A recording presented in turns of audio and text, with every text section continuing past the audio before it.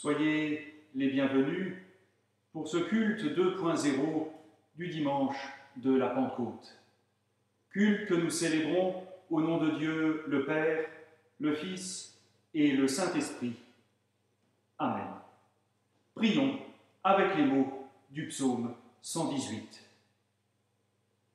Voici le jour que fit le Seigneur, qu'il soit pour nous jour de fête et de joie.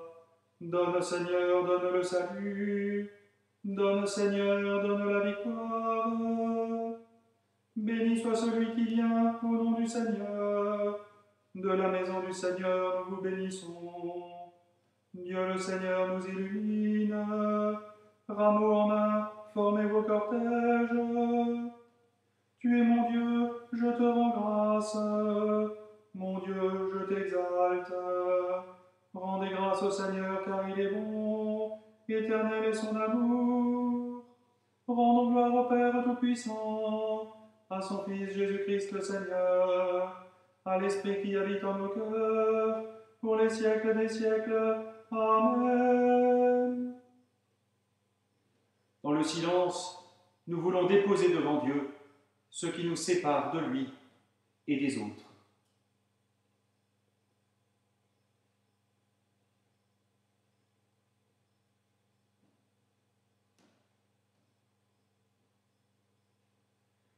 Dieu Tout-Puissant, ton esprit remplit l'univers.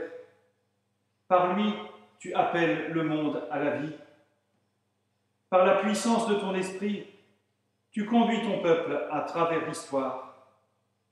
Par le feu de ton esprit, tu rassembles l'Église et tu l'envoies dans le monde. Kyrie eleison, Kyrie eleison, Kyrie eleison.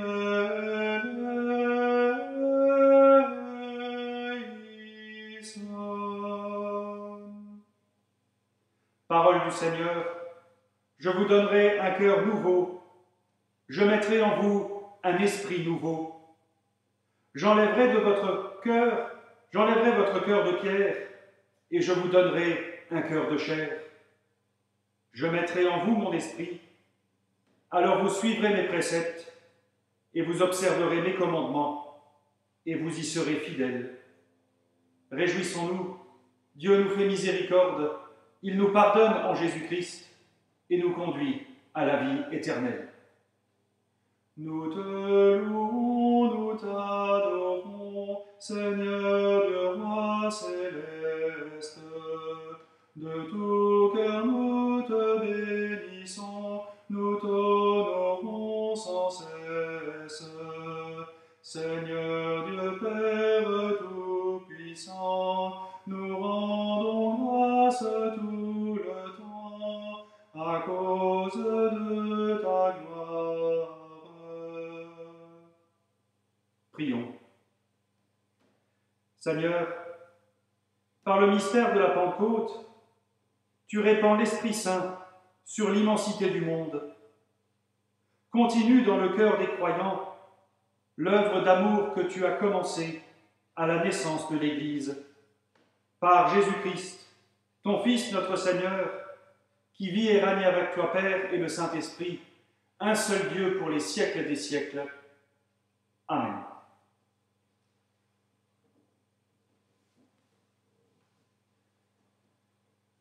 Et en ce jour de la Pentecôte, nous écoutons la parole de Dieu dans le livre des Actes des Apôtres, chapitre 2, les versets 1 à 21. Lorsqu'arriva le jour de la Pentecôte, les disciples étaient tous ensemble en un même lieu. Tout à coup, il vint du ciel un bruit comme celui d'un violent coup de vent qui remplit toute la maison où ils étaient assis. Des langues leur apparurent qui semblaient de feu et qui se séparaient les unes des autres. Il s'en posa sur chacun d'eux. Ils furent tous remplis d'Esprit Saint et se mirent à parler en d'autres langues, selon ce que l'Esprit leur donnait d'énoncer. Or, des Juifs pieux de toutes les nations qui sont sous le ciel, habitaient Jérusalem.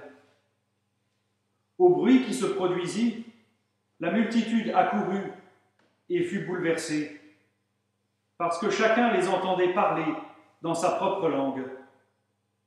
Étonnés, stupéfaits, ils disaient « Ces gens qui parlent, ne sont-ils pas tous galiléens? Comment se fait-il que chacun de nous les entende dans sa langue maternelle?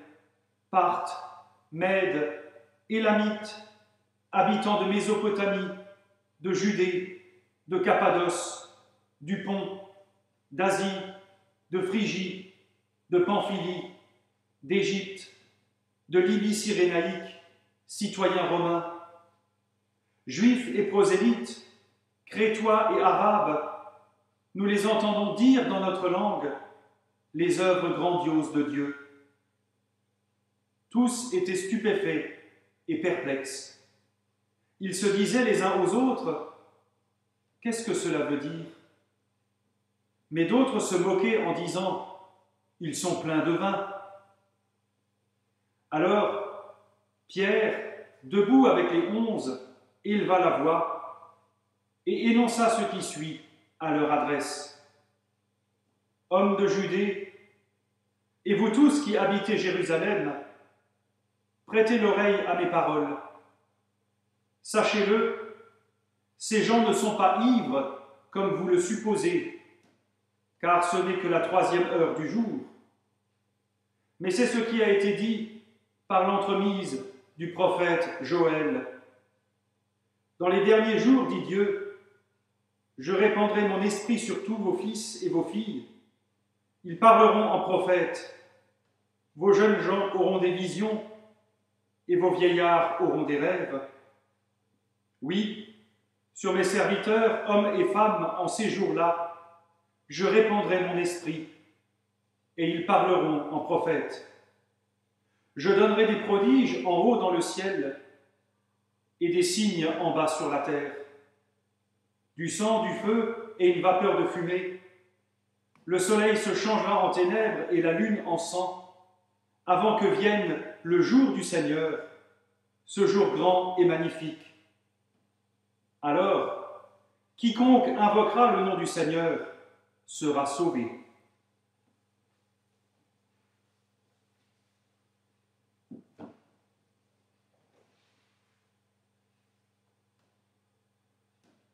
Vous connaissez certainement l'épisode de la tour de Babel, rapporté dans le livre de la Genèse.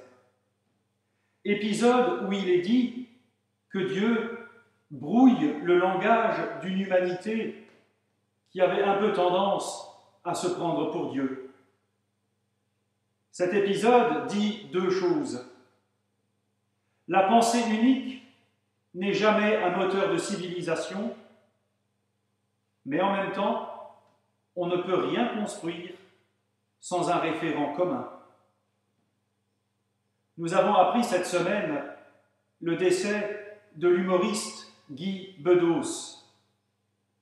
Je connais assez mal son œuvre, mais il dénonçait, dès les années 70, un certain nombre de travers, comme le racisme et le sexisme. Avec son départ, certains ont pu constater que son discours aujourd'hui ne passerait plus. En tout cas, un certain nombre de ses expressions ou des formes de son humour ne passeraient plus. Et on comprend de moins en moins cette société où chaque propos doit être mesuré pour ne choquer personne. On regrette cette société où certains se censurent pour ne pas se voir accusés de reprendre les codes culturels des autres ou pour ne pas se faire taxer d'une quelconque phobie, tant il est vrai que les mots en phobe sont particulièrement à la mode. On déplore à la fois le communautarisme et le repli sur soi, tout en montant au créneau dès qu'on sort du politiquement correct. Nous vivons en plein paradoxe qui dénonce la pensée unique, tout en déplorant une incapacité à communiquer en dehors d'un cercle restreint. Avec ce sentiment, sans doute partagé par beaucoup, d'être fatigué d'être le seul à avoir raison contre des centaines d'imbéciles qui n'y connaissent rien. Phénomène largement amplifié par Internet et les réseaux sociaux. Nous vivons cette situation digne de la tour de Babel, où faute d'un langage commun, d'un référent commun, la société se divise. Résultat, j'ai déjà eu l'occasion de le dire, d'un manque de culture, de réflexion, d'écoute et d'empathie. Nous sommes aujourd'hui à la Pentecôte. Aujourd'hui, l'Église commémore sa naissance. Aujourd'hui, l'Église commémore la descente du Saint-Esprit. C'est le récit qu'en fait Luc dans les Actes des Apôtres. C'est le début de l'annonce de l'Évangile. Et Luc s'amuse à décrire la façon dont est reçue l'annonce des apôtres. Ils parlent différentes langues et chacun les comprend. Pentecôte devient ainsi l'anti-Babel. Au sein de la diversité des langues advient un référent commun, un langage commun, celui de l'Évangile. L'Évangile rejoint chacun là où il est, dans sa langue, sa culture, son parcours de vie. Pentecôte représente ce moment de déconfinement spirituel, si je puis dire, où les disciples, enfermés dans leurs doutes et leurs peurs, sont poussés dehors pour annoncer la bonne nouvelle de Jésus-Christ. Pentecôte est ce moment de déconfinement humain où l'Esprit, en communiquant l'Évangile à chacun, là où il en est sur son parcours de vie, ouvre à une espérance nouvelle, un avenir nouveau, une vie nouvelle. Dieu intervient. C'est pour épargner à l'humanité une fausse piste, celle de la pensée unique et du projet unique. La véritable unité de l'amour ne peut se trouver que dans la diversité. À Babel, l'humanité apprend la diversité. À la Pentecôte, elle apprend l'unité dans la diversité. Désormais, toutes les nations qui sont sous le ciel entendent proclamer dans leurs diverses langues l'unique message, les merveilles de Dieu. En plus de faire référence à l'épisode de Babel, Luc fait référence à deux autres passages de l'Ancien Testament. Lorsqu'il parle des langues de feu et du bruit, pareil à celui d'un violent coup de vent, il suggère que nous sommes ici dans la ligne de ce qui s'est passé au Sinaï, quand Dieu a donné les tables de la loi à Moïse. En s'inscrivant dans la ligne de l'événement du Sinaï, Luc veut nous faire comprendre que cette Pentecôte est un nouveau commencement, un nouveau Sinaï. Comme Dieu avait donné sa loi à son peuple pour lui enseigner à vivre dans l'alliance, désormais, Dieu donne son propre esprit à son peuple. Désormais, la loi de Dieu, qui, il ne faut pas l'oublier, est le seul moyen de vivre vraiment libre et heureux, est écrite non plus sur des tables de pierre, mais dans le cœur de l'homme, pour reprendre une image du prophète Ézéchiel.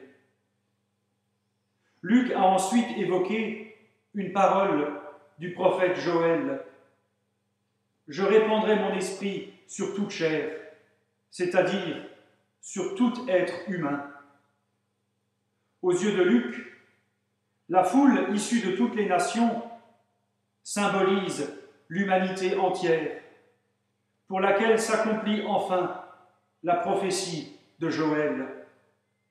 Cela veut dire que le fameux jour de Dieu, tant attendu et annoncé par les prophètes de l'Ancien Testament, est arrivé.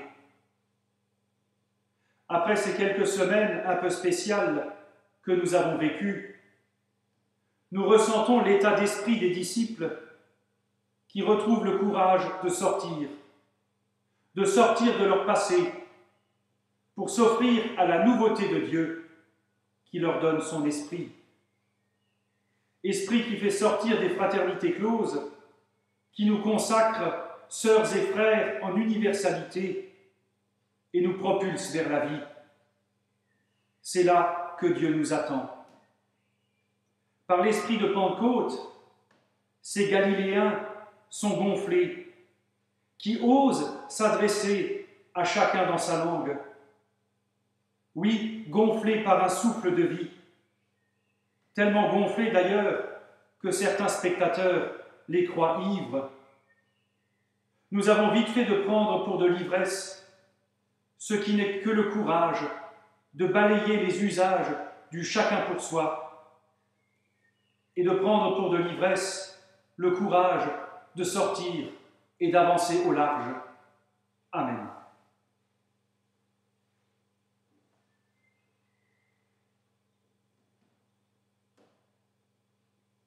Unissons-nous dans la prière.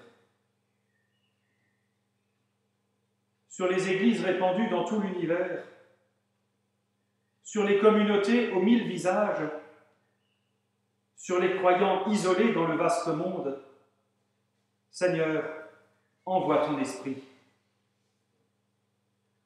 Sur les responsables des églises, sur les évêques, prêtres, pasteurs, sur les diacres et les missionnaires, comme sur tous ceux qui exercent un ministère, Seigneur, envoie ton esprit.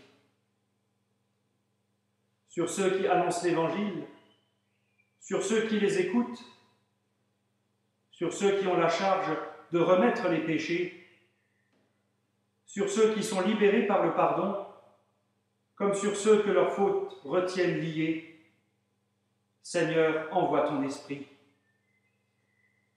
Sur ceux qui doutent ou hésitent, sur ceux qui te reconnaissent comme leur Seigneur, sur ceux qui témoignent de leur foi, même au prix des persécutions.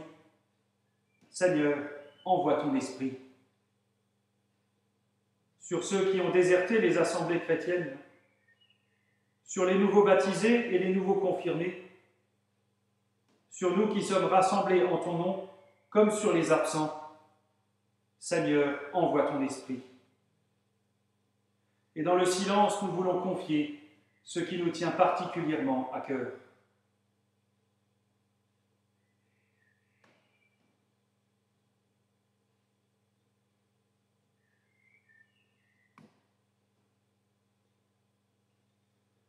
Seigneur, ton esprit souffle sur le monde. Tu es béni pour les siècles des siècles. Amen. Et ensemble, nous pouvons prier, Notre Père, qui es aux cieux, que ton nom soit sanctifié, que ton règne vienne, que ta volonté soit faite sur la terre comme au ciel. Donne-nous aujourd'hui notre pain de ce jour. Pardonne-nous nos offenses, comme nous pardonnons aussi à ceux qui nous ont offensés. Et ne nous laisse pas entrer en tentation, mais délivre-nous du mal, car c'est à toi qu'appartiennent le règne, la puissance et la gloire, pour les siècles des siècles. Amen. Et que Dieu Tout-Puissant vous bénisse et vous garde, qu'il tourne son visage vers vous, qu'il vous accorde sa grâce et sa paix, et que la bénédiction du Dieu trois fois saint, le Père, le Fils et le Saint-Esprit, descendent sur vous et y demeurent à jamais. Amen. À toutes et à tous, bon dimanche, bon courage et à demain.